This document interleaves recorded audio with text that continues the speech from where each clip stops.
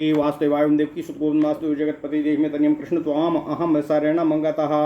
अथ श्री वायु महापुराण पंचाशोऽध्यायः ज्योतिष्प्रचारः। सूतवाच अधः प्रमाणमूर्ध्वं च वर्ण्यमानं निबोधत पृथ्वी वायुराकाशो मापो ज्योतिश्च पंचमम्। अनन्तधातयो ह्येते व्यापकास्तु प्रकीर्तिताः। जननी सर्वभूतानां सर्वभूतधराधरा नानाजनपदाकीर्णा नानाधिष्ठानपत्तिनां नानानदनशीलैजा नाना नद नदी शैला और नैक जाति समाकुला अनंता गीयते देवी पृथ्वी बहुविस्तरा। नदी नद समुद्रास्तास्तथा शुद्राश्रया स्थिता पर्वताकाश संस्थाश्च अंतर्भूमिगताश्च यः आपोऽनन्ताश्च विज्ञेयास्तथाग्निः सर्वलौकिकः अनन्तः पठ्यते चैव व्यापकः सर्वसम्भवः तथाकाशमनालम्बं रम्यं नानाश्रयं स्मृतम् अनन्तं प्रथितं सर्वं वायुश्चाकाशसम्भवः। आपः पृथिव्यामुदके पृथ्वी चोपरि स्थिताः आकाशश्चापरमधः पुनर्भूमिः पुनर्जलम् एवमन्तमनन्तो ह्यनन्तस्य भौतिकस्य च विद्यते पुरासुरैरभिहितं निश्चितं तु निबोधतो। भूमिर्जलमथाकाशमिति ज्ञेया परम्परा स्थितिरेषा तु विज्ञेया सप्तमेऽस्मिन् रसातले दशयोजनसाहस्रमेकभौमं रसातलं साधुभिः परिविख्यातोमेकैकं बहुविस्तरम्। प्रथमतलं चैव सुतलं तु ततः परं ततः परतरं विद्याद्वितलं बहुविस्तरम्। ओम नमः शिवाय। ततो गभस्थलं नाम परतश्च महातलं श्रीतलं च ततः प्राहुः पातालं सप्तमं स्मृतं। कृष्णभौमं च प्रथमं भूमिभागं च कीर्तितं पाण्डुभौमं द्वितीयं तु तृतीयं रक्तमृत्तिकं पीतभौमं चतुर्थं तु पंचमं शर्करातलम् अपृष्ठं शिलामयं चैव सौवर्णं सप्तमं तलं। प्रथमे तु तले ख्यातं सुरेन्द्रस्य मन्दिरम् नमुचेरिन्द्र शत्रुर्हि महानादस्य चालयं पुरं च शङ्कुकर्णस्य कबन्धस्य च मन्दिरं निष्कुलादस्य च पुरं प्रहष्ट्रजनसङ्कुलं राक्षसस्य च भीमस्य शूलदन्तस्य चालयं लोहिताक्षा कलिङ्गानां नगरं स्वापदस्य तु धनञ्जयस्य च पुरं महेन्द्रस्य महात्मनः अकालियस्य च नागस्य नगरं कलयस्य च एवं पुरसहस्राणि नागदानवराक्षसां तले गेयात्नि प्रथमे कृष्णभौमे न संशयः। क्षमा कीजिएगा। द्वितीयेऽपि तले विप्रा दैत्येन्द्रस्य सुवक्षसः महाजम्भस्य च तथा नगरं प्रथमस्य तु हयग्रीवस्य च कृष्णस्य निकुम्भस्य च मन्दिरं शङ्काखेयस्य च पुरं नगरं गोमुखस्य च राक्षसस्य च नीलस्य मेघस्य कथनस्य च पुरं च अककुपादस्य च महोष्णीशस्य चालयं कम्बलस्य च नागस्य पुरमस्त्वरस्य च कद्रुपुत्रस्य च पुरं तक्षकस्य महात्मनः एवं पुरसहस्राणि नागदानवराक्षसां द्वितीयेऽस्मिन् तले विप्राः पाण्डुभौमे न संशयः। तृतीये तु तले ख्यातं प्रह्लादस्य महात्मनः अनुह्लादस्य च पुरं दैत्येन्द्रस्य महात्मनः तारकाख्यस्य चापुरं पुरं त्रिशीरसस्तथा शिशुमारस्य चापुरं हृष्टपुष्टो जनाकुलं च्यवनस्य च विज्ञेयं राक्षसस्य च मन्दिरं राक्षसेन्द्रस्य चापुरं कुम्भिलस्य खरस्य च विराधस्य चाकूरस्य पुरमुल्कामुखस्य च हेमकस्य च नागस्य तथा पाण्डुरकस्य च मणिमन्त्रस्य च पुरं कपिलस्य च मन्दिरं नन्दस्य नन्दस्य चूरे गपतिर्विशालस्य च मन्दिरम् एवं पुरसहस्राणि नागदानौ राक्षसां तृतीयेऽस्मिन् तले विप्रापीत भौमेन संशयः चतुर्थे दैत्यसिंहस्य कालनेमेर्महात्मनः गजकर्णस्य चापुरं नगरं कुञ्जरस्य च राक्षसेन्द्रस्य चापुरं सुमालेर्बहुविस्तरं मुञ्जस्य लोकनाथस्य ब्रकवक्त्रस्य चालयं बहुयोजनसाहस्रं बहुपक्षीसमाकुलं नगरं वैनतेयस्य चतुर्थेऽस्मिन् रसातले पंचमे शर्करा भौमे बहुयोजनविस्तृते विरोचनस्य नगरं दैत्यसिंहस्य धीमतः वैदूरस्याग्निजेहोवस्य हिरण्यक्षस्य चालयं पुरं च विद्युज्जेहुवस्य राक्षसस्य च धीमतः महामेधस्य चापुरं राक्षसेन्द्रस्य शालिनः करमारस्य च नागस्य स्वस्तिकस्य जयस्य च एवं पुरसहस्राणि नागदानवरक्षसां पंचमेऽपि तथा गेयं शर्करा नीलयेत सदा पृष्ठे तले दैत्यपतिः केसरैर्नगरोत्तमं सुवर्णस्य पुलुम्नस्य नगरं महिषस्य च राक्षसेन्द्रस्य चापुरमुत्को मुत्क्रोशस्य महात्मनः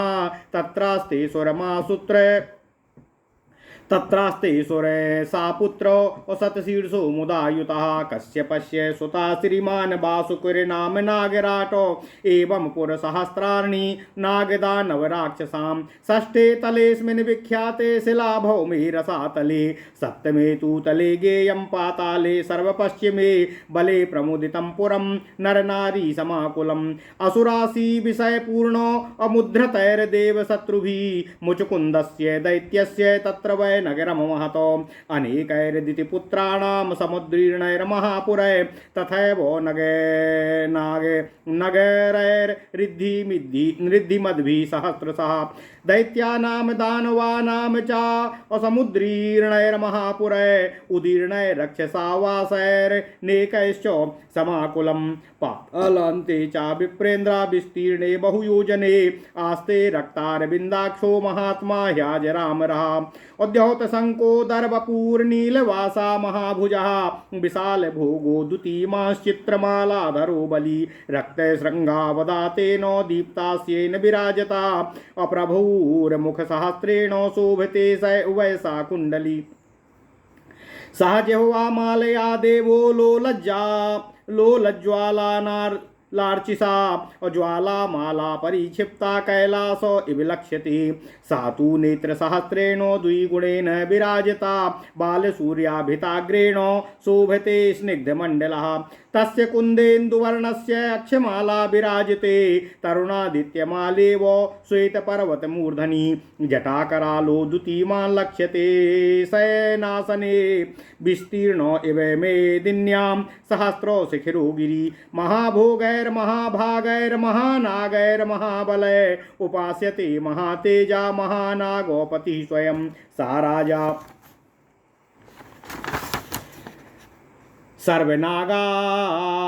सर्वनागानां शेषो नाम महादुती सा वैष्णवी ह्यति तनुर्मर्यादायां व्यवस्थितः सप्तैव मेते कथिता व्यवहार्या रसातला देवासुरमहानागो राक्षसा द्यूषिता सदा अतः परमनालोक्योमगम्यं सिद्धसाधुभिः देवनामाप्यविदितं व्यवहारो विवर्जितं पृथिव्याज्ञाम्बुवायूनां नभसश्चोदयोत्तमा महत्त्वमेव मृषिभिर्वर्ण्यन्ते नात्र संशयः अत ऊर्ध्वं प्रवक्ष्यामि सूर्याचन्द्रमसोर्गतिं सूर्याचन्द्रमसावेतो प्रभन्तो वायदेवतु प्रकाशतः शुभाभिस्तो मण्डलाभ्यां समास्थितो सप्तानां च समुद्राणां द्वीपानां तु सा विस्तरः विस्तरार्धं पृथिव्यास्तु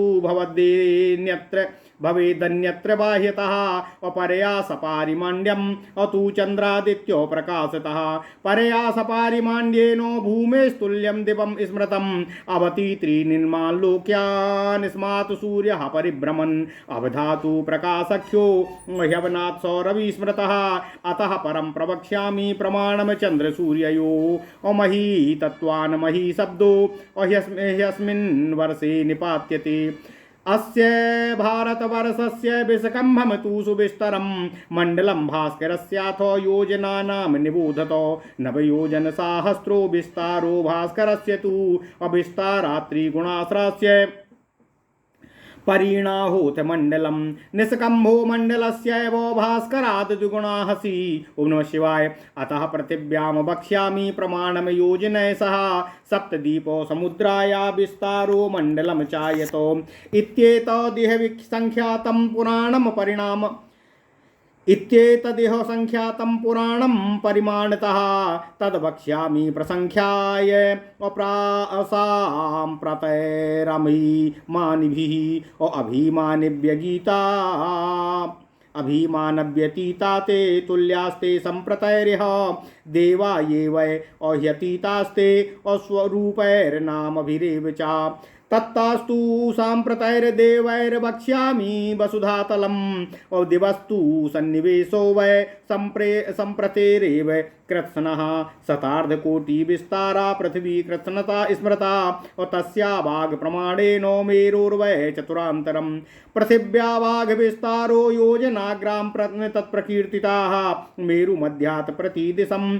अकोटिरेका तूषा स्मृतः तथा शतसहस्राणि एकोननवतिः पुनः पञ्चाशच्च सहस्राणि पृथिव्या वाद विस्तरः पृथिव्या विस्तरं कृत्स्नम् अयोजनस्तन्निबोधत त्रिस्तः कोट्यस्तु विस्तारः संख्यातः सा चतुर्दिशं तथा शतसहस्राणामेकोनाशीतिरुच्यते सप्तदीपो समुद्रायां पृथिव्यास्त्वेष विस्तरः विस्तरा त्रिगुणं चैव पृथिव्यान्तस्य मण्डलं गणितं योजनाग्रम तु कोट्यस्त्वेकादशा स्मृतः तथा शतसहस्रं तु सप्तत्रिंशाधिकानि तु इत्यत्वद्वय प्रसंख्यातम् अपृथिव्यन्तस्य मण्डलं तारका सन्निवेशस्य दिवीयावद्भिमण्डलं परया सह सन्निवेशस्य भूमेस्तावत्तु मण्डलं परया सपारिमाण्ड्येन भूमेस्तुल्यं दिवं स्मृतं सप्तानामपि लोकानामेतन्मानं प्रकीर्तितं परया सपरिमाण्ड्येन मण्डलानुगतेन च उपरि लोकानां छत्रवत् परिमण्डलं संस्थितिर्विहिता सर्वामायेषु तिष्ठन्ति जन्तवः एकदण्डकटाहस्य प्रमाणं परिकीर्तितम् अण्डस्यान्त्विष्टुमे लोका सप्तद्वीपा च मेदिनी भूर्लोकस्य भुवश्चैव तृतीया स्वारिति स्मृतिः महर्लोका जनश्चैव तपः सत्यस्य सप्तमः एते सप्ताकृता लोकान् छत्राकारा व्यवस्थितः स्वकैरावरणे सूक्ष्मैर्धार्यमाणा पृथक् पृथक् दश भागाधिकाभिश्च ताभिः प्रकृतिभिर्वहि धार्यमाणा विशेषैश्च समुत्पन्नै परस्परम् अस्याण्डस्य समन्तस्य सन्निविष्टो धनोदधिः पृथ्वी मण्डलं कृष्णं धनतो येन धार्यते धनोदधि परेणाथो धार्यते धनतेजसा बाह्यतो धनतेजस्तु तिर्यगूर्ध्वं तु मण्डलं समन्तादो घनवातेन धार्यमाणं प्रतिष्ठितं घनवातात् तथाकाशमाकाशं च महात्मना भूतादिना वृतं सर्वं भूतादिर्महता वृता ततो महानन्तेन अप्रधानेनाव्ययमयात्मना पुराणी लोकपालानां प्रवक्ष्यामि यथाक्रमं ज्योतिर्गणप्रचारस्य प्रमाणं परिवक्ष्यते मेरो प्राच्यां दिशि तथा मनसस्यैव मूर्धनि वस्वुकसारा माहेन्द्री पुण्यया हेम परिष्कृता दक्षिणेन पुनर्मेरोर्मानसस्यैव मूर्धनि वैवस्वतो निवसति यमः संयमने पुरे प्रतीच्यां तु पुनर्मेरोर्मानसस्यैव मूर्धनि सुखानाम पुरी रम्या वरुणस्याथ धीमता दिस्युत्तरस्यां मेरो तु मनसस्यैव मूर्धनि तुल्या माहेन्द्रपुरया तु सोमस्यापि विभावरी। ओम नमः शिवाय। मानसोत्तर पृष्ठे तु लोकपालाश्चतुर्दिशं स्तं धर्म व्यवस्थाय लोक संरक्षणाय च लोकपालोपरिष्टास्तु सर्वतो दक्षिणायने काष्ठागतस्य सूर्यस्य गतिर्यातां निबोधतो दक्षिणे प्रक्रमे सूर्याः क्षिप्ते सूर्यव सर्पति ज्योतिषां चक्रमादाय सततं परिगच्छति मध्यगस्यामरावत्यां यदा भवति भास्करा वैवस्वते संयमने उदयस्तत्र उच्यते सुखाया धर्मरात्रं च मध्यमा स्याद्रविर्यदा असुखायामथ वरुण्यामुत्तिष्ठं सा तु दृश्यते विभाया धर्मरात्रम् अस्यान् महेन्द्रायामस्तमेपि मेति च तदा दक्षिण पूर्वेशामपराह्नो विधीयते दक्षिणापरदेश्यानां पूर्वाह्नः परिकीर्त्यते तेषामपररात्रं च ये जना उत्तरापथे देशा उत्तरपूर्वा ये पूर्वरात्रं तु तान् प्रति एवमेवोत्तरेश्वरको भवनेषु विराजते सुखयामाथ वारुण्यां मध्याह्ने चार्यमा यदा विभावर्या सोमपर्या मुत्तिष्ठति विभावसु रात्यर्धं मस्तमेति यमस्य च सोमपूर्या विभायां तु मध्याह्ने स्याद्दिवाकराः माहेन्द्रस्यामरावत्यामुत्तिष्ठति यदा रविः अर्धरात्रं संयमने वारुण्यामस्तमेति च सः शीघ्रमेति परयेति भास्करो लातचक्रवत् भ्रमन् वै भ्रममाणानि ऋक्षाणि गगने रविः एवं चतुर्षु दीपेषु दक्षिणान्तेन सरपति उदयास्तमनेनासावुत्तिष्ठति पुनः पुनः पूर्वाह्णे चापराह्णे तु द्वौ देवालयो तु सा तपत्येकं तु मध्याह्ने तेरैव तु सा रश्मिभिः उदितो वर्धमानाभिरा मध्याह्न्यं तपन् रविः अतः परं ह्यसन्तीभिर्गोभिरस्ता सा गच्छति उदयास्तमयाभ्यां धिः स्मृते पूर्वापरे दिशो यावत् पुरस्तात् तपति तावत् पृष्ठे तु पार्श्वयो त्रयो दृश्यन्ते सूर्यस्तेषां सा उदयः स्मृता यत्र प्रमास मायाति तेषामस्तः सा उच्यते सर्वेषामुत्तरे मेरुर्लोकालोकस्तु दक्षिणे विदूरभावार्धकस्य अभूमेर्लेखाभृतस्य च ह्रियन्ते रश्मयो यस्मात्तेन रात्रौ नादिश्यते ग्रहनक्षत्रताराणां दर्शनं भास्करस्य च उच्छ्रयस्य प्रमाणेन ज्ञेयमस्तमनोदृशम् शुक्लच्छायोऽग्निरापश्च कृष्णच्छाया च मेदिनी विदूरभावदर्कस्य उद्यतस्य विरश्मितः रक्तभावो अभिरश्मित्वाद्रक्तत्वाप्याच्यग्नुष्णता लेखयावस्थिता सूर्यो यत्र यत्र तु दृश्यते ऊर्ध्वं गता सहस्रं तु योजनानां सा दृश्यते प्रभाहि सौरीपादेन अस्तम गच्छति भास्करे अग्निमावि सते रात्रौ तस्माद्दूरात् प्रकाशते उदितस्तु पुनः सूर्ये ह्यस्तमाग्नेयमाविशतो संयुक्तो वह्निना सूर्यस्ततः सा तपते दिवा प्रकाश्यं च तथोष्णं च सूर्याग्नेयो च तेजसी परस्परानुप्रवेशादाप्येते दिवानिशम् उत्तरे चैव भूम्यर्थे तथा रश्मिश्च दक्षिणे उत्तिष्ठति तथा सूर्ये रात्रिराविशते त्वपः तस्मात् ताम्रा भवन्त्यापो दिवारात्रि प्रवेशनात् अस्तमयाति पुनः सूर्ये दिनं वै प्रविशत्यपाः तस्मात् शुक्ला भवन्त्यापो नक्तमहाना प्रवेशनात् एतेन क्रमयोगेन भूर्मध्ये दक्षिणोत्तरे उदयास्तमनेर्कस्य अहोरात्रं विशत्यपः दिनं सूर्यप्रकाशाख्यं तामसी रात्रिरुच्यते तस्मात् द्वया स्थिता रात्रि सूर्यावेक्षो महास्मृतम् एवं पुष्करमध्येन यदा सरपति भास्करः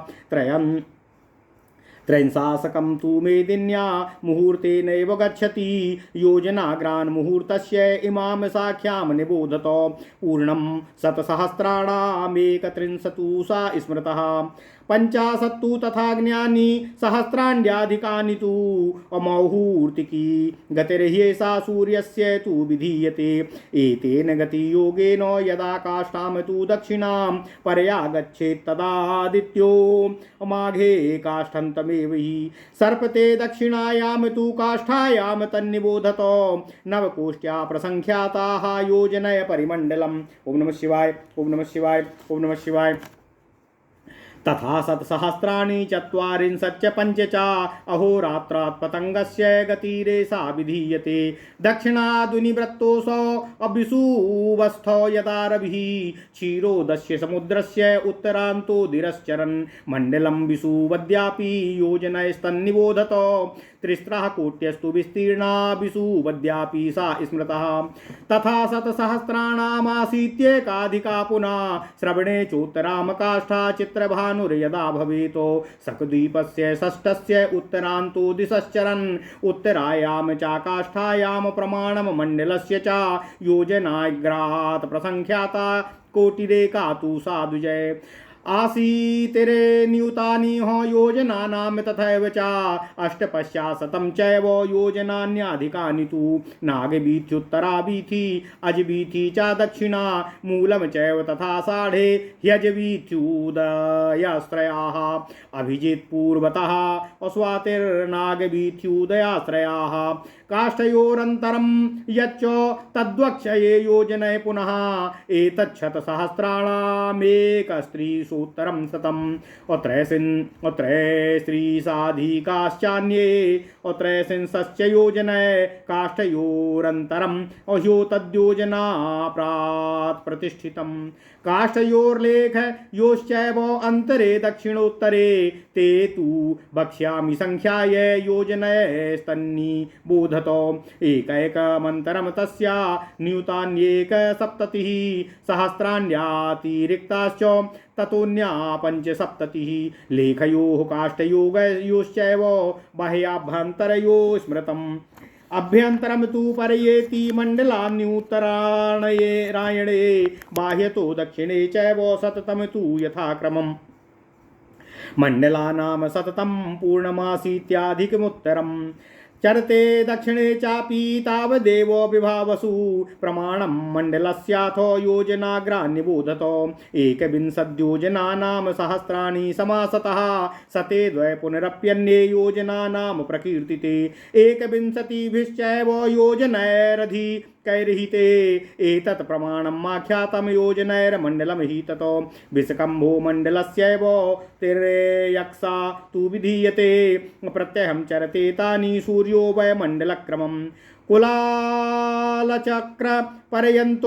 कुलालचक्रपर्यन्तो यथा शीघ्रं निवर्तते दक्षिणे प्रक्रमे सूर्यास्तथा शीघ्रं निवर्तते तस्मात् प्रकष्टां भूमि च कालेनाल्पेन गच्छति सूर्यो द्वादशवि शीघ्रं मुहूर्ते दक्षिणोत्तरे त्रयोदशार्धं रक्षाणामह्नाम् अनुचरते रविः मुहूर्तैस्तावद्रक्षाणि नक्तमष्टादशैश्चरन् कुलालचक्र क्रमध्यस्तु यथा मन्दं प्रसर्पति तथोदगमने सूर्यः सर्पते मन्दविक्रमः त्रयोदशार्धमर्धेन ऋक्षाणां चरते रविः तस्मात् दीर्घेण कालेन भूमिमल्पां निगच्छति अष्टादशमुहूर्तैस्तु उत्तरायण पश्चिमम् आहारभवति तत्रापि चरते मन्दविक्रमः त्रयोदशार्धमर्धेन ऋक्षाणां चरते रविः मुहूर्तैस्तावद्रक्षाणि नक्तमष्टादशैश्चरन् ततो मन्दतरं ताभ्यां चक्रं भ्रमति वै यथा अमृतपिण्ड इव मध्यस्थो ध्रुवो भ्रमति वैस्तथा त्रिंशनं मुहूर्तानेवाहोरात्रं ध्रुवौ भ्रमन् उभयो काष्ठयोर्मध्ये अभ्रमते मण्डलानि च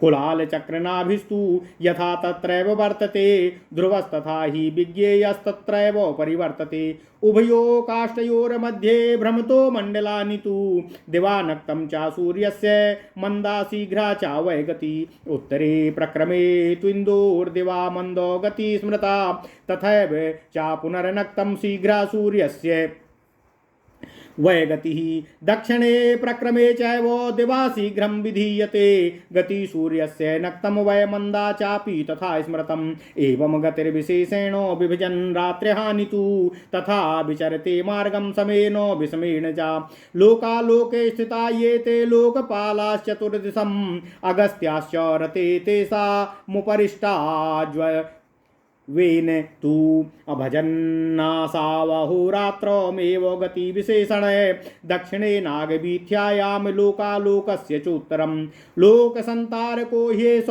वैश्वानरपथाद्वहि पृष्ठे यावत् प्रभासौरी पुरस्तान्त सम्प्रकाशते पार्श्वयो पृष्ठस्तावल्लोकालोकस्य सर्वतः योजनानां सहस्राणि दशोर्ध्वं तच्छ्रितो गिरि प्रकाशश्च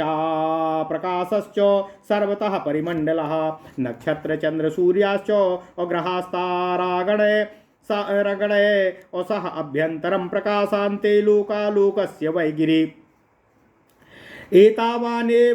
एतावानेव लोकस्तु निरालोकस्त्वतः परं लोकालोक एकधातु निरालोकस्त्वनेकथा लोकालोक तु संधन्ते यस्मात् सूर्यं परिग्रहम् तस्मात् संध्येति तामाहुरुषाभ्युष्टोर्दनन्तरम् उषा रात्रि स्मृता विप्यैर्व्युष्टिश्चापि त्वहा स्मृतं सूर्यं हि ग्रसमानानां सन्ध्याकाले तु रक्षसाम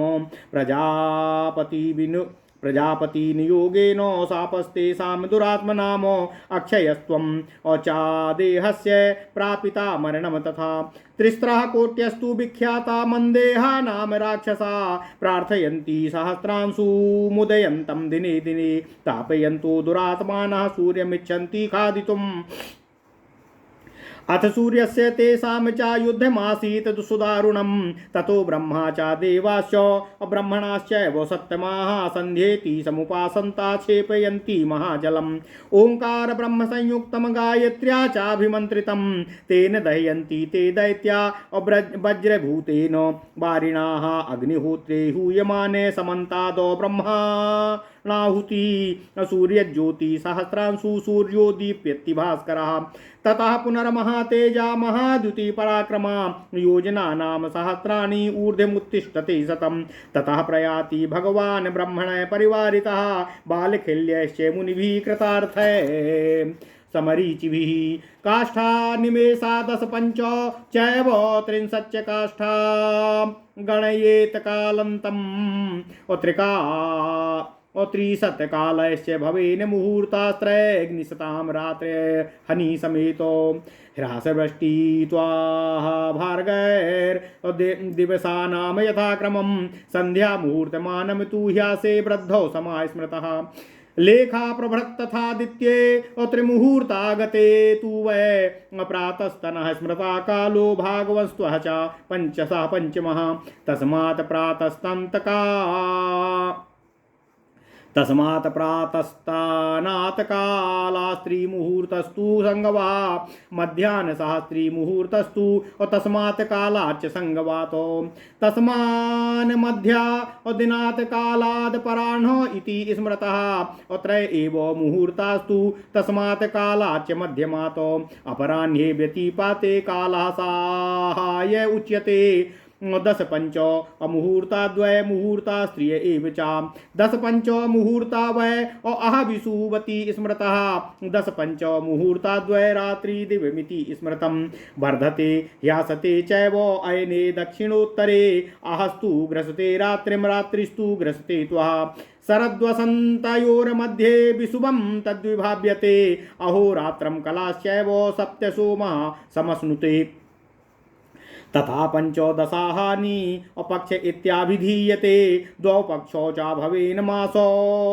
द्वौ मासावनन्तर् ऋतुपत्रमयनं स्याद् द्वेयने वर्षमुच्यते निमेषाधिकृता काला काष्ठायाः 10 पंच च कालया स्त्रीशतः काष्ठा अमात्राशीति द्वयास्मिका शतघ्नैकोनका स्त्री सन्मात्रा 20 षडत्तुराः द्विषष्टि भाक्त्रा यो विंशन्मात्रायां चाचला भवेत चत्वारि सत्सहस्राणि शतान्यष्टो चा विद्युतिः सप्ततिं चापि तत्रैव नवतिं विद्विनिश्चये चत्वार्येव शतान्याहुर्विश्रुतो वैदसे युगे चरांसो ह्येष विज्ञेयो नालिका चात्रकारिणं संवत्सरादया पंच चतुर्मानो विकल्पितः निश्चया सर्वकालस्य युगमित्याभिधीयते संवत्सरस्तु प्रथमो द्वितीयः परिवत्सरः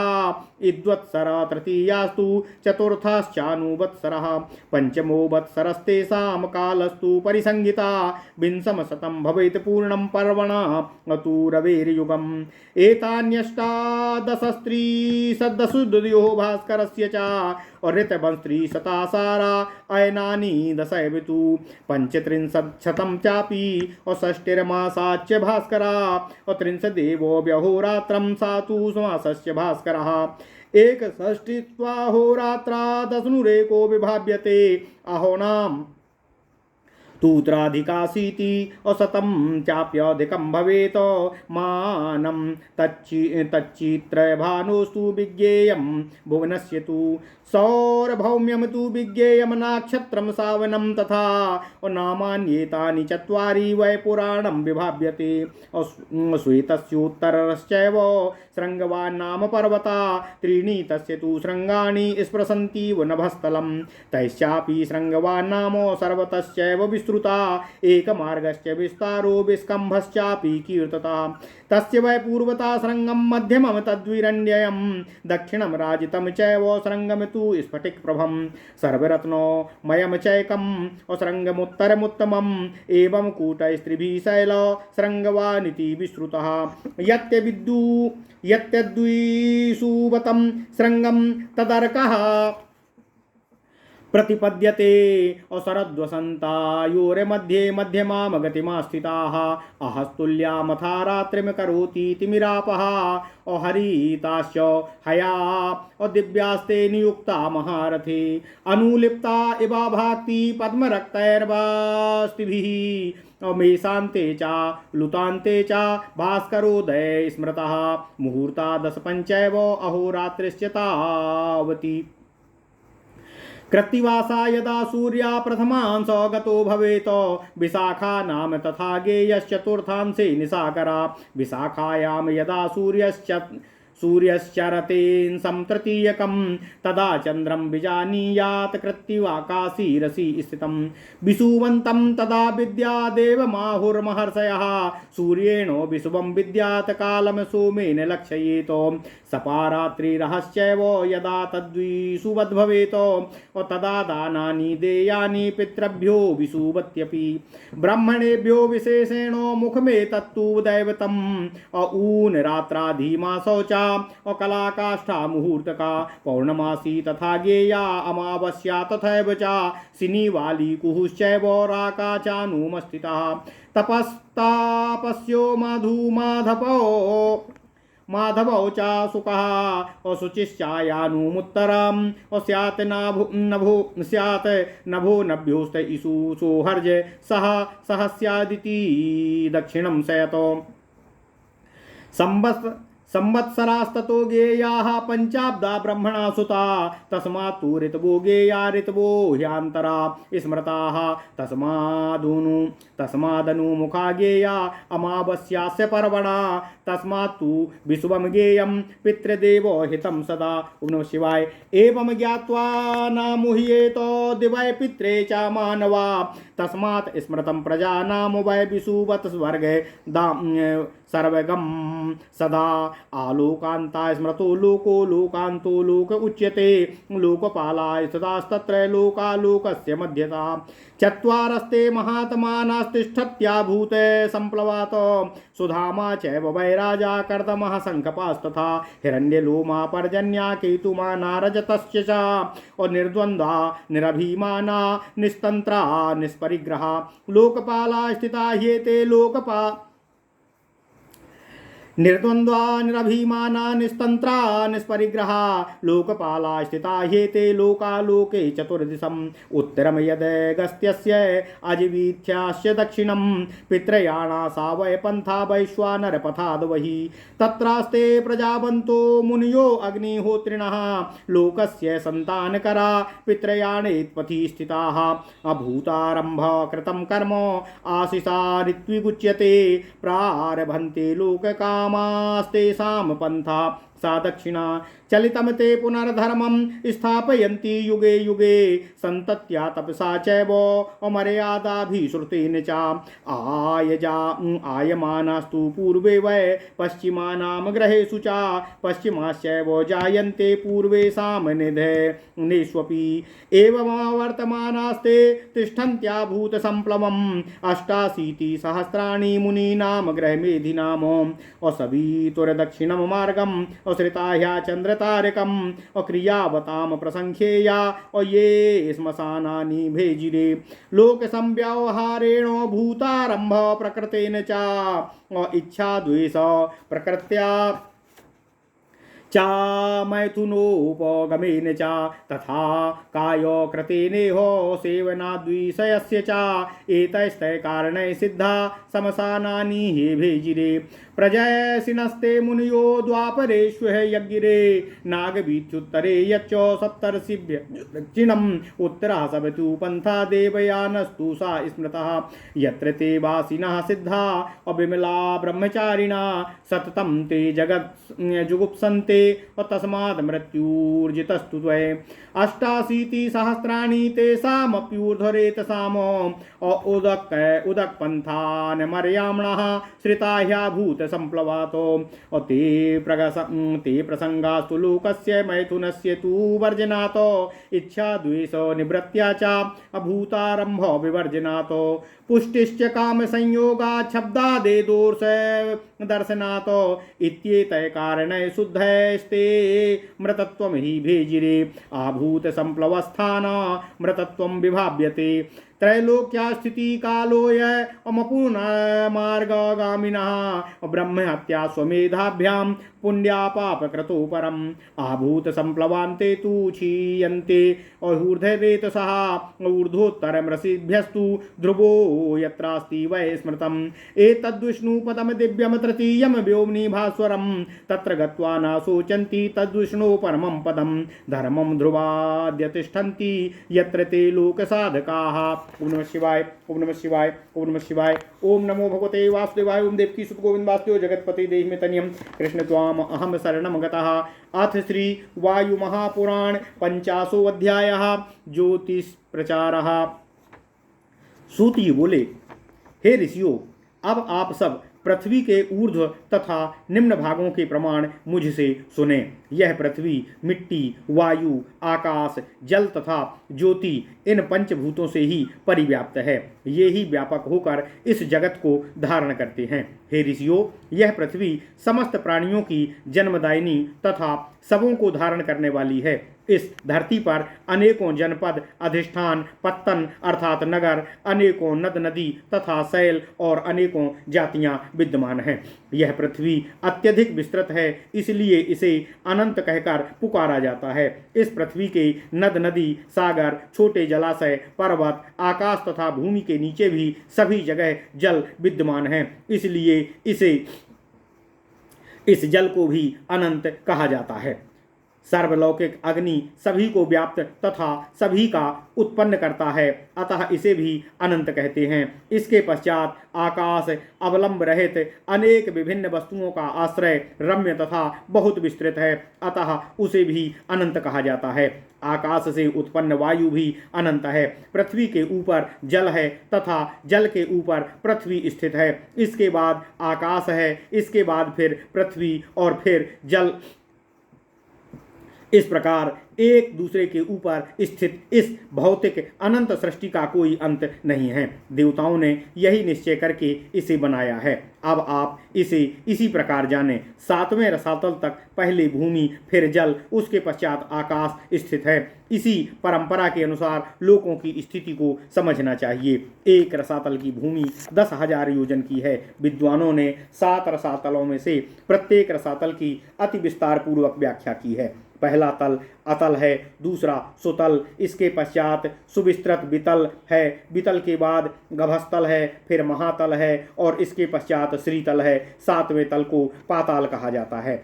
प्रथम तल भूमि भाग में की मिट्टी कृष्ण वर्ग की कही गई है, दूसरे तल की मिट्टी पांडु वर्ण की, तीसरे की रक्त वर्ण की, चौथे की पीत वर्ण की, 5वें की शर्करा वर्ण वाली, 6ठे की भूमि शिलाओं से युक्त तथा 7वें तल की भूमि सुवर्ण वर्ण है। इसमें प्रथम तल पर घोर ध्वनि करने वाले इंद्र के शत्रु असुरराज का आवास तथा मंदिर स्थित है। इसके अतिरिक्त शंकुकर्ण की पुरी, कबंध का भवन, प्रसन्न चित्त लोगों से पूर्ण निष्कुलाद की नगरी, शूलदंत तथा भीम राक्षसों के आलय, लोहिताक्ष, कलिंग, स्वपद, धनंजय, महात्मा महेंद्र, कालिया तथा कलश आदि नागों, दानवों तथा राक्षसों के हजारों नगर इस कृष्ण भूमि वाले प्रथम तल में स्थित हैं। यह संदेह रहित है।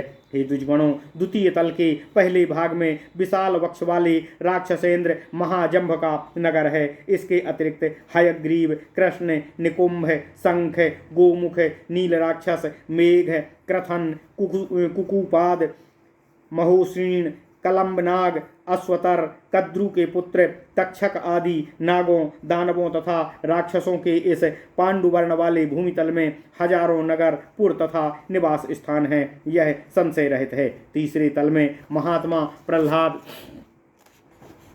तथा दैत्येंद्र महात्मा अनुलाद का नगर स्थित है। वहीं तारक, त्रिशिरा के नगर तथा प्रसन्न मन वाले जनों से युक्त शिशुमार का पुर स्थित है। वहीं राक्षस च्यवन का मंदिर तथा राक्षसेंद्र, कुंभिल और खर की पुरी कही गई है। विरोध, क्रूर, पांडुरक, नाग एवं मणि मंत्र की नगरी तथा कपिल और नागपति नंद के विशाल आवास स्थल वहां विद्यमान हैं। हे विप्रो, नागों, दानवों तथा राक्षसों के हजारों नगर इस पीत वर्ण वाले तीसरे तल पर स्थित हैं। इसमें कोई संदेह नहीं है। चौथे तल पर दैत्य के श्री महात्मा कालनेमी, गजकर्ण तथा कुंजर के नगर स्थित हैं। वहीं पर राक्षसेन, सुमाली का बहुविस्तृत नगर तथा मुंज, लोकनाथ और ब्रकवथ के आलय स्थित हैं। इसी चौथे रसातल में अनेक हजार योजन विस्तृत तथा अनेकों प्रकार के पक्षियों से परिपूर्ण विनतानंदन गरुड़ का नगर स्थित है। शर्करावर्ण भूमि वाले 5वें तल पर अनेकों योजन विस्तार वाली दैत्य सिंह बुद्धिमान विरोचन की नगरी स्थित है। वहीं बैदूर, अग्निजिह्वा, हिरण्याक्ष के भवन, ज्ञानवान राक्षस, विद्युज्जिह्वा, महामेघा तथा निशाचरेंद्र, साली के नगर, करमार, स्वास्तिक तथा जय आदि नागों के निवास स्थान स्थित हैं।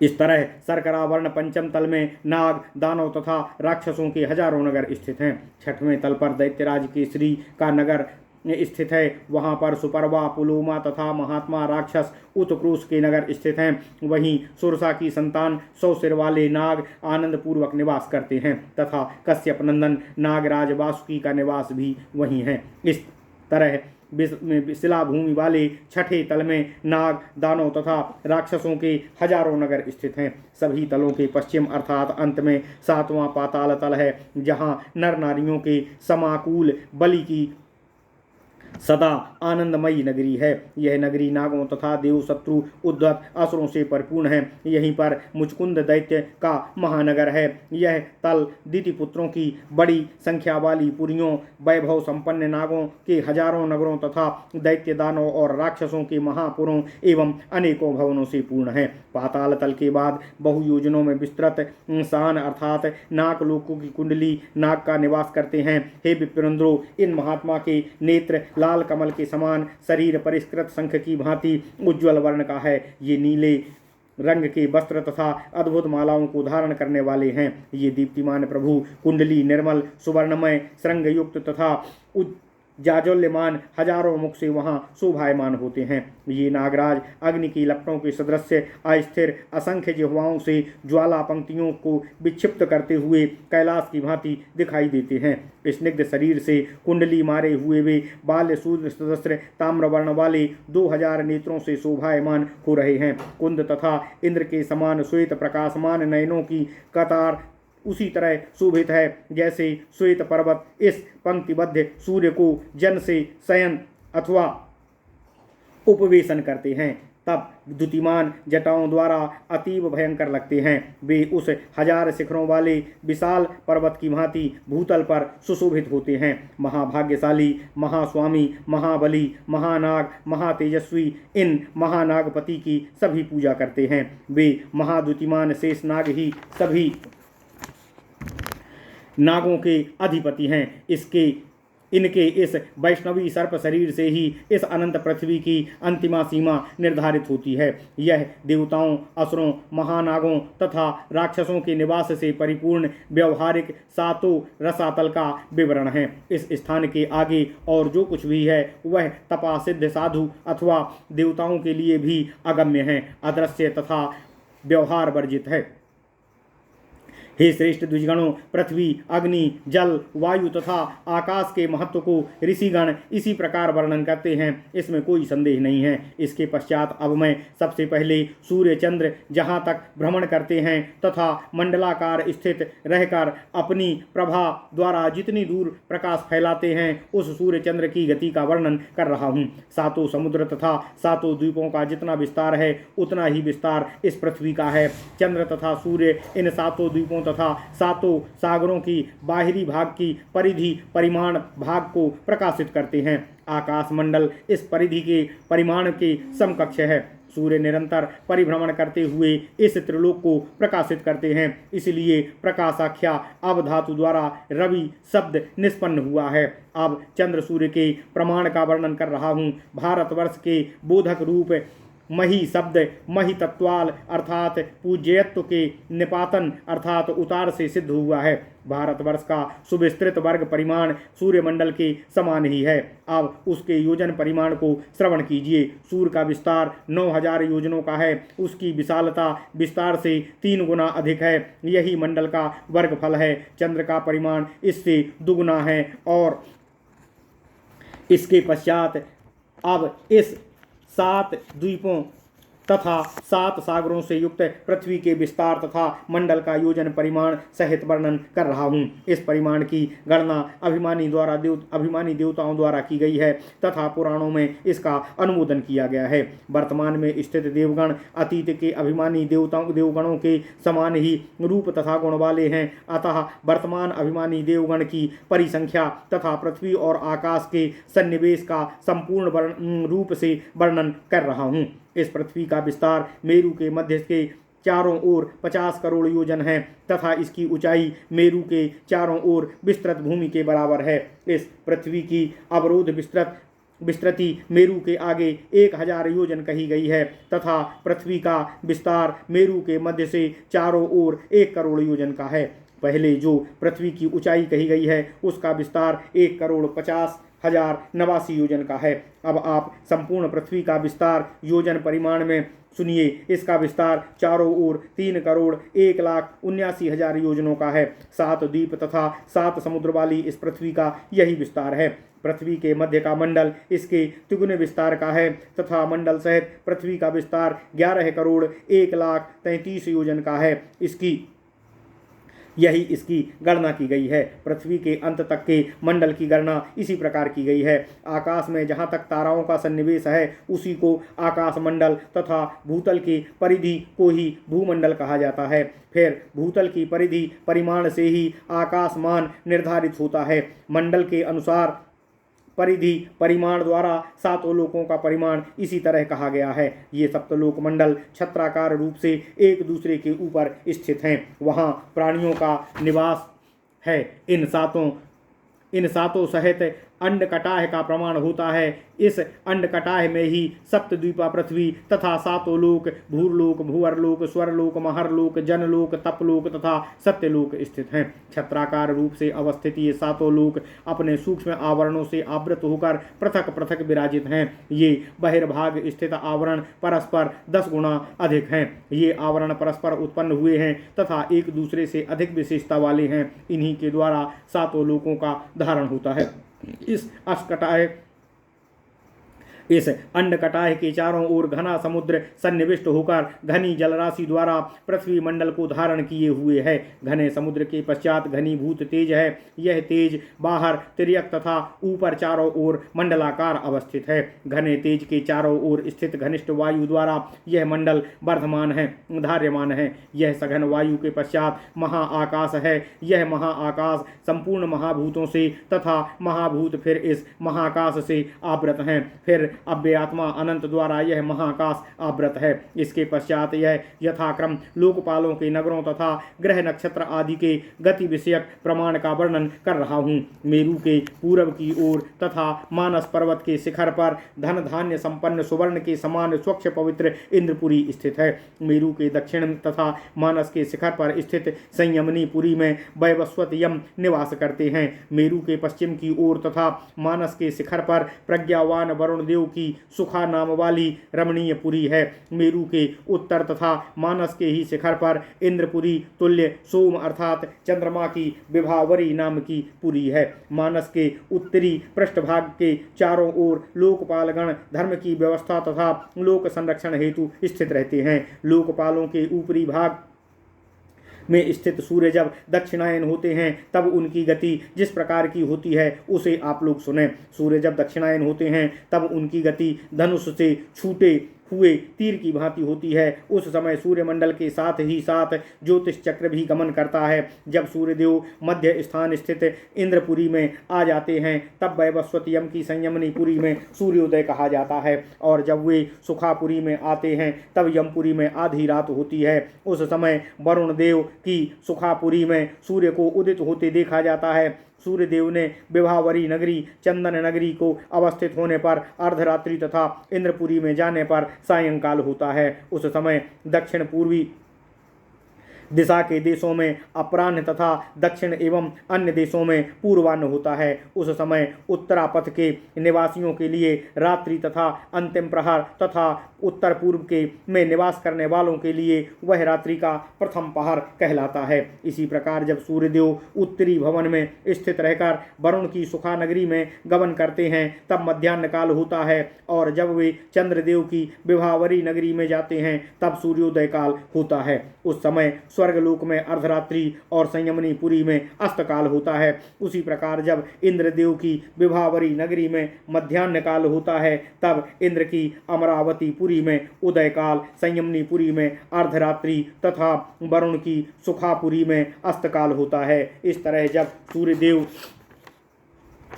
तीव्र गति से भ्रमण करते हैं तब इस प्रकार लगता है जैसे आकाश स्थित नक्षत्रगण चक्रवत प्रज्वलित अंगारों की तरह सूर्य के पीछे भ्रमण कर रहे हों। इस तरह सूर्यदेव दक्षिण दिशा स्थित चारों द्वीपों में विचरण करते हुए बार बार उदित तथा अस्त होते रहते हैं। वे अपनी किरणों से स्वर्ग स्थित दोनों पूर्वार्ध तथा परार्ध के देवालयों को क्रमशः पूर्वाह्न तथा अपराह्न में तापित करते हैं। मध्याह्न काल में वे दोनों को एक साथ तापित करते हैं। सूर्यदेव उदय होने के समय से लेकर मध्याह्न तक अपनी किरणों को बढ़ाते हैं तथा मध्याह्न से अस्त होने तक अपनी किरणों को कम करते हुए अस्त हो जाते हैं। सूर्य के उदय तथा अस्त होने से ही पूर्व तथा पश्चिम दिशा का ज्ञान होता है। सूर्य अपने अग्रभाग में जिस प्रकार ऊष्मा प्रदान करते हैं उसी प्रकार पीछे तथा दोनों पार्श्वों में भी ताप प्रदान करते हैं। वे जहाँ से उद्गत होते हैं उसे उदय तथा जहाँ अदृश्य होते हैं उसे अस्त कहा जाता है। सभी लोकों के उत्तर में मेरु पर्वत स्थित है और दक्षिण में लोकालोक पर्वत स्थित है। बहुत दूर चले जाने के कारण यह स्थान भूमि रेखा की भांति जान पड़ता है। रश्मि की न्यूनता के कारण रात्रि के समय यह दिखाई नहीं पड़ता। ग्रह, नक्षत्र, तारा तथा सूर्य का दर्शन एवं उदय अस्त ऊंचे स्थान से ही देखा जा सकता है। अग्नि तथा जल की छाया शुक्ल वर्ण की और पृथ्वी की छाया कृष्ण वर्ग की वर्ण की होती है। बहुत दूर रहने के कारण उदय काल में सूर्य रश्मियों से हीन लगते हैं। रश्मियों के हीन होने के कारण उस समय सूर्य में अधिक प्रखरता नहीं होती है तथा वे लालिमा युक्त हो जाते हैं। रेखा पर स्थित सूर्य जिन जिन स्थानों में दृष्टिगोचर होते हैं वहां वहां से वे 1 योजन ऊपर होते हैं। सूर्य के अस्ताचल गमन करने पर उनकी रश्मियों का एक भाग अग्नि में प्रवेश कर जाता है, इसलिए रात्रि के समय अग्नि बहुत दूर से ही दिखाई पड़ती है। प्रातः काल में जब सूर्योदय होता है तब अग्नि में प्रविष्ट सूर्य का तेज अग्नि के तेज से सहित सूर्य में प्रवेश कर जाता है, इसीलिए सूर्य का तेज दिन के समय अधिक प्रखर होता है। प्रकाशमान सूर्य के तेज के साथ अग्नि का उष्ण तेज आपस में मिलकर सभी लोगों को निरंतर तप्त करते रहते हैं। उत्तर तथा दक्षिण इन दोनों भूभागों में जब सूर्य उदित होता है उस समय रात्रि जल में प्रवेश कर जाती है। दिन के समय रात्रि के जल में प्रवेश करने के जल ताम्रवर्ण का हो जाता है। इसी प्रकार सूर्यास्त होने पर दिन भी जल में प्रवेश करता है। दिन में जल के प्रवेश करने के कारण रात्रि के समय वह उज्ज्वल हो जाता है। इसी प्रकार उत्तर तथा दक्षिण भूम्यार्ध में सूर्य के उदय तथा अस्त होने के समय दिन तथा रात्रि जल में प्रवेश करते हैं। सूर्य के प्रकाश से दिन तथा अंधकार से रात्रि होती है, अतः सूर्य के उदय या अस्त होने से दिन रात्रि की व्यवस्था होती है। इसी प्रकार सूर्य जब पुष्कर के मध्य में विचरण करते हैं उस समय वे पृथ्वी के 3 अंशों को एक ही मुहूर्त में अतिक्रमण कर जाते हैं। सूर्य एक मुहूर्त में जितने योजनों की दूरी पार करते हैं उसे सुनिए। सूर्यदेव प्रति मुहूर्त में 31,50,000 योजन अतिक्रमण करते हैं। इसे ही सूर्य की मुहूर्त गति कहा जाता है। इसी गति से जब सूर्य दक्षिणी भाग में जाते हैं तब वे माघ के महीने तक उसी भाग में स्थित रहते हैं।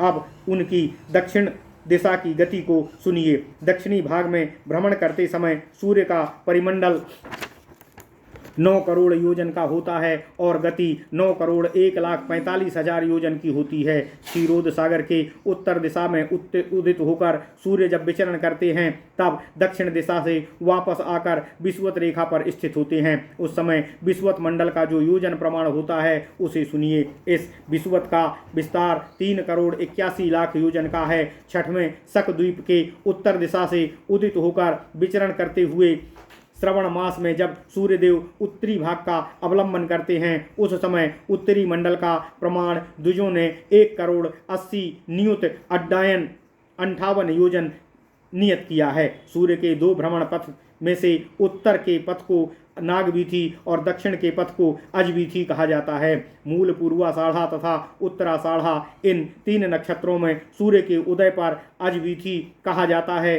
तथा अभिजित से लेकर 3 नक्षत्रों में उदित होने पर उसका नाम नागवीथी होता है। इन दोनों वीथियों में जो अंतर है उसे योजनों में मैं बता रहा हूँ। इन दोनों दिशाओं का अंतर 31,33,33 योजन है। इन दोनों भागों के अंतर का प्रमाण कहा गया है, किंतु यह संख्या 1 योजन ऊपर की ओर की गई है, अतः इस संख्या को निम्न भाग में 1 योजन कम करके समझना चाहिए। दक्षिण तथा उत्तर भागों के मध्यगत रेखा के अंतर को भी योजनों में मैं बताता हूँ, सुनिए। इन रेखाओं में एक से दूसरे के से अंतर 71 नियुत 1,075 योजन है। दोनों दिशाओं के बाहरी तथा भीतरी रेखाओं के अंतर को एक ही परिमाण वाला कहा गया है।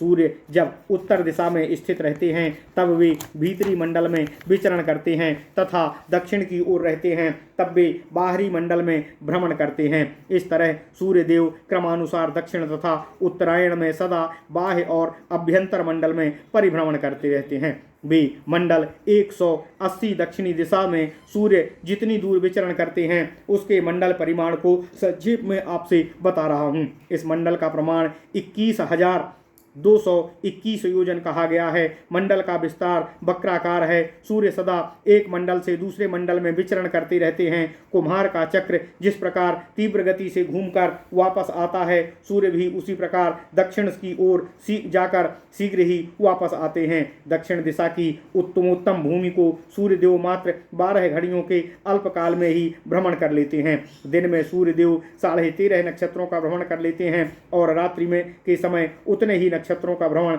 18 मुहूर्तों में करते हैं। कुम्हार के चक्र का मध्य भाग जिस तरह मंद गति से घूमता है, उसी तरह उत्तरायण होने पर सूर्य की गति भी मंद हो जाती है और वे धीमी गति से चलने लगते हैं। उस समय वे अधिक समय में थोड़ी दूरी तय करते हैं। उत्तरायण के समय पश्चिम दिशा में अल्प शक्तिशाली सूर्य दिन के 18 मुहूर्तों में 14 नक्षत्रों का परिभ्रमण करते हैं। उसी प्रकार रात्रि में भी उतने ही मुहूर्तों में उतने ही नक्षत्रों का भ्रमण करते हैं। जिस प्रकार चक्र की गति मंद पड़ जाने पर उसके मध्य भाग में स्थित मिट्टी का पिंड घूमता है, उसी प्रकार उस समय दोनों दिशाओं के मध्य स्थित ध्रुव भी घूमता है। ध्रुव उस समय 30 मुहूर्त में एक दिन रात भ्रमण कर दोनों दिशाओं के मध्य स्थित मंडलों की परिक्रमा करता है। कुम्हार के चक्र में घूमने पर भी उसकी नाभि जैसे एक ही स्थान पर स्थित रहती है, उसी प्रकार ध्रुव भी एक ही स्थान पर स्थित रहते हैं। मंडलों का भ्रमण करते करते सूर्य जब दोनों भागों के मध्य में आ जाते हैं, तब उनकी गति दिन में मंद तथा रात्रि में तीव्र हो जाती है।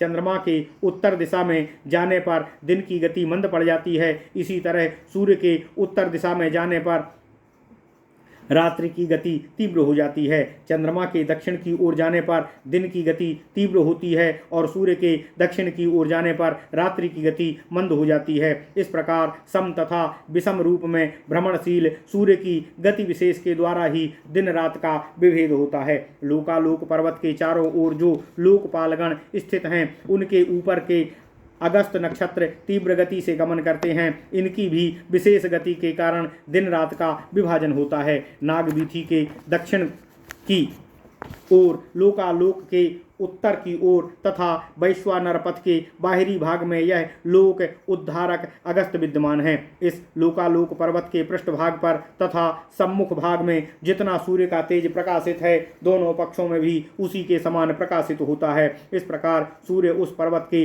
2 भागों को तथा अगस्त भी उसके 2 भागों को प्रकाशित करता है। इस पर्वत की ऊंचाई 1010 योजन है। इसके एक ओर प्रकाश तथा दूसरी ओर अंधकार है। यह चारों ओर से मंडलाकार है। ग्रह, तारा, नक्षत्र, चंद्र तथा सूर्य इसके आंतरिक भाग को प्रकाशित करते हैं। इसका एक भाग प्रकाशित तथा अन्य सभी भाग अंधकार में होते हैं। लोकालोक तो एक ही है, किंतु निरालोक असंख्य हैं। सूर्य परिभ्रमण करते करते लोकालोक का सम्मिश्रण करते हैं। इसी से उषा तथा व्युष्टि अर्थात प्रभात के मध्य के भाग को संध्या कहा जाता है। द्विजगणों ने उषा को रात्रि तथा व्युष्टि को दिन कहा है। एक बार संध्या के समय राक्षसों ने सूर्य को ग्रसित करना चाहा। उस समय प्रजापति के दिए हुए शाप से उन दुरात्मा राक्षसों की मृत्यु हो गई, किंतु उनका शरीर अक्षय हो गया। वे मंदेह नाम से विख्यात दुरात्मा 30 करोड़ राक्षस प्रतिदिन सूर्य के उदय होने पर परितप्त होकर सूर्य को भक्षण करने के लिए दौड़ते। तब सूर्य तथा राक्षसों में घमासान युद्ध होता। उस समय ब्राह्मणों तथा देवताओं सहित ब्रह्म संध्या की उपासना करते थे और ओंकार ब्रह्म तथा गायत्री मंत्र से अभिमंत्रित महाजल का क्षेपण करते थे। वह महाजल वज्र के समान होकर उन राक्षसों को दग्ध कर देता था। इसके पश्चात ब्राह्मणगण सभी जगह विधिवत अग्निहोत्र की आहुति प्रदान करने लगे, जिससे सहस्त्र किरणों वाले सूर्य प्रदीप्त हो जाते।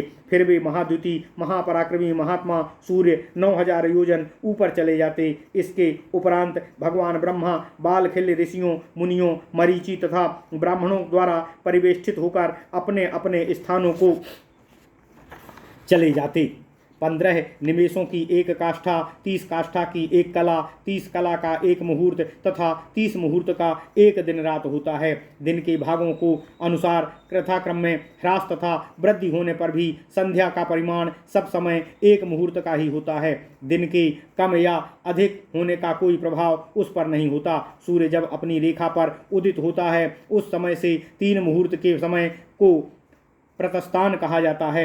वह दिन का 5वां भाग होता है। इस प्रतस्थान के 3 मुहूर्त बाद तक संगव काल तथा संगव काल के 3 मुहूर्त बाद तक मध्याह्न काल होता है। मध्याह्न काल के 3 मुहूर्त तक अपराह्न काल होता है। अपराह्न काल के व्यतीत होने पर सायाह्न होता है। यह सायाह्न काल 15 मुहूर्तों के बीत जाने के बाद 3 मुहूर्तों का होता है।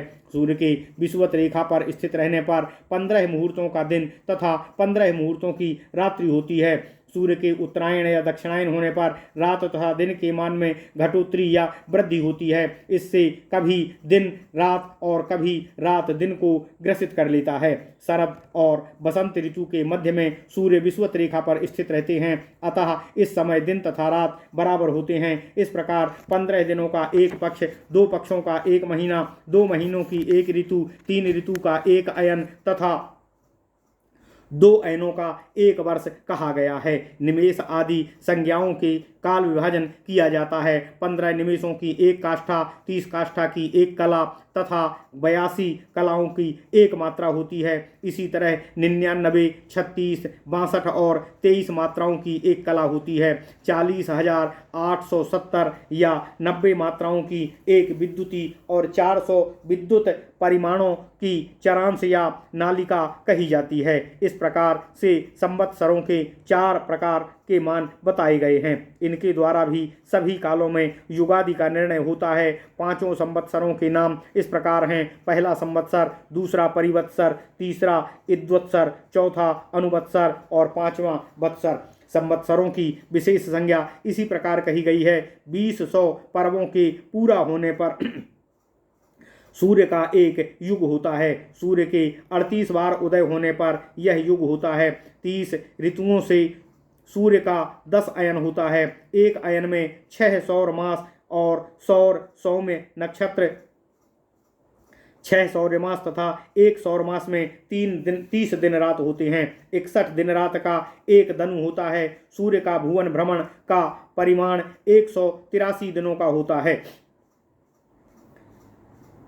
सौर, सौम्य, नक्षत्र तथा सावन, ये 4 प्रकार के मान सभी पुराणों में वर्णित किए गए हैं। श्वेत पर्वत के उत्तर की ओर गमन स्पर्शी 3 शिखरों वाला श्रृंगवान पर्वत नामक एक पर्वत है। इन्हीं 3 श्रृंगों के कारण उसका नाम श्रृंगवान है। इसका विस्तार, विस्कंभ, परिमाण आदि को पहले ही कहा गया है। उसके पूर्व दिशा वाला श्रृंग सुवर्णमय है, जो मध्यम कहा गया है। दक्षिण दिशा वाला श्रृंग रजतमय है, जो स्फटिक आभा युक्त है। उत्तर दिशा वाला अत्युत्तम श्रृंग सभी रत्नों से पूर्ण है। इन 3 शिखरों से यह पर्वत श्रृंगवान पर्वत कहा गया है। भगवान सूर्यदेव शरद तथा बसंत ऋतु के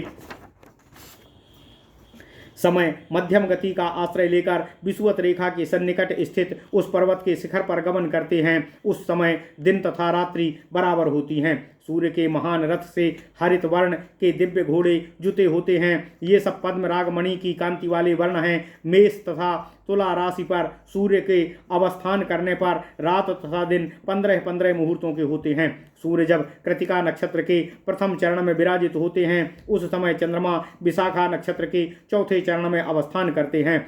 सूर्य जब विशाखा के तीसरे चरण में जाते हैं, तब चंद्रमा कृतिका के नक्षत्र के मस्तक पर विराजमान होते हैं। महर्षिगण इसी काल को विषुव काल कहते हैं। चंद्र सूर्य की गति से ही इस विषुव काल का निर्णय होता है। विषुव काल में रात दिन समान परिमाण के होते हैं। विषुव काल में पितृगणों के उद्देश्य से दान करना चाहिए। विशेषतः ब्राह्मणों को दान देना चाहिए, क्योंकि ब्राह्मण ही देवताओं के मुख्य स्वरूप हैं। कला, काष्ठा, मुहूर्त आदि के तारतम्य से ही छोटी रातें तथा अधिक मास होते हैं। अनुमति तथा राका, ये 2 प्रकार की पूर्णिमा और सिनी वाली तथा कुहू, ये 2 प्रकार की अमावस्या होती है। माघ तथा फाल्गुन, चैत्र तथा वैशाख, ज्येष्ठ तथा आषाढ़, ये उत्तरायण मास हैं। श्रावण, भाद्रपद, अश्विन, कार्तिक, अग्रहायण तथा पौष मास दक्षिणायन मास हैं। इन्हीं 12 महीनों का एक वर्ष होता है। ब्रह्मा के संतान 5 संवत्सरों का वर्णन पहले ही किया जा चुका है। ऋतुएं इन्हीं से उत्पन्न हुई हैं और इन्हीं की अंश हैं। देव तथा पितृ कार्य हेतु ऋतु की अपेक्षा अमावस्या तथा उसकी अपेक्षा विषुव अधिक श्रेयस्कर होता है। यह तत्व जान लेने के पश्चात मनुष्यों के दैव तथा पितृ कार्य में कोई असावधानी नहीं होती है। अतः सभी को इस विषुवत काल का ज्ञान होना आवश्यक है। आलोक के अंत में लोकालोक पर्वत स्थित है तथा यह लोक की अंतिम सीमा स्वरूप है। इस लोकालोक पर्वत के मध्य में लोकपालों का निवास स्थान है। बैराज, सुधामा, शंखपादिधेय, करदम, परिजन्य, हिरण्यलोमा तथा केतुमान, रजत नाम वाले ये महात्मा उस लोकालोक पर्वत के चारों ओर चिरकाल तक अवस्थित रहते हैं। ये लोकपालगण निर्द्वंद, अभिमान रहित, शासन रहित तथा परिजन रहित होकर चारों ओर निवास करते हैं। वैश्वानर पथ के बाहरी भाग, अगस्त्य के उत्तर तथा अजवीथी के दक्षिण जो मार्ग हैं वही पितृयान के नाम से कहा जाता है। उस पितृयान मार्ग से लोक विस्तारक प्रजावान अग्निहोत्री मुनिगण निवास करते हैं। वे सब प्रजाजनों की वृद्धि की कामना से आशीर्वाद द्वारा प्राणियों के कर्म समूहों को प्रवर्तित कर उनकी पुष्टि साधना करते हैं। यह इनका दक्षिण मार्ग है। संतान, तपस्या, मर्यादा और शास्त्र ज्ञान द्वारा ये लोग ही प्रत्येक युग में विचलित धर्म की पुनर्स्थापना करते हैं। जैसे पूर्ववर्ती वंशधरों का जन्म होता है, उसी प्रकार परवर्ती वंशधरों के मन में भी पूर्ववर्ती वंशधरों का मरण एवं मरण के पश्चात जन्म होता है। इसी प्रकार निरंतर परिवर्तन होता रहता है और ये प्रत्यय काल का वर्तमान करते हैं। 88,000 ऊर्ध्वरेता गृहस्थ मुनिगण सूर्य के दक्षिण भाग का अवलंबन करके तारा चंद्र की स्थिति तक अवस्थान करते हैं।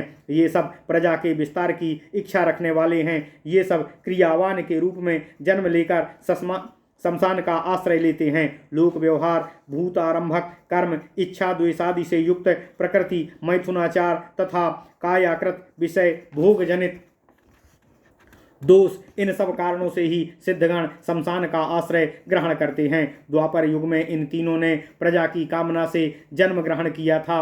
नागवीथी के उत्तर सप्तर्षि मंडल में दक्षिण सूर्य के जो मार्ग है वह देवयान के नाम से प्रसिद्ध है। वहाँ पवित्र ब्रह्मचारी वर्ग निवास करते हैं। ये लोग गृहस्थ धर्म को पूर्ण रूप से हेय समझते हैं, इसीलिए वे मृत्यु पर विजय प्राप्त कर लेते हैं। ये ऊर्ध्वरेता मुनि संख्या में 88,000 हैं। ये सब सूर्य के उत्तर पथ का आश्रय लेकर कल्पांत तक अवस्थित रहते हैं। ये लोग लोक प्रसंग वर्जित, मैथुन से विरत, इच्छा द्वेषादि से रहित, भूत सृष्टि का परित्याग करने वाले, कामना पूर्ति के प्रयास से विरत तथा शब्दादि द्वेष दर्शन, इन सब के कारण अमृतत्व को प्राप्त करते हैं। प्राणियों के प्रलय काल तक स्थिति को ही अमृतत्व कहा जाता है। यह ही तीनों लोकों की स्थिति है। पुनर्जन्म से रहित तथा मोक्ष प्राप्त व्यक्ति भी इसी समय तक विद्यमान रहते हैं।